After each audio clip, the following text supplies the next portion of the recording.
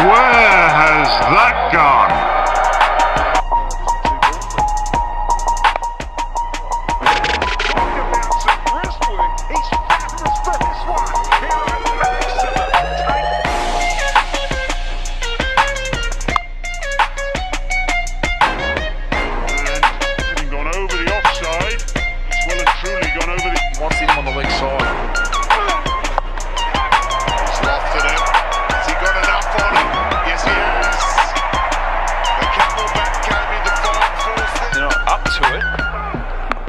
There's pressure on everyone as Rashid pulls out the helicopter. He doesn't even run.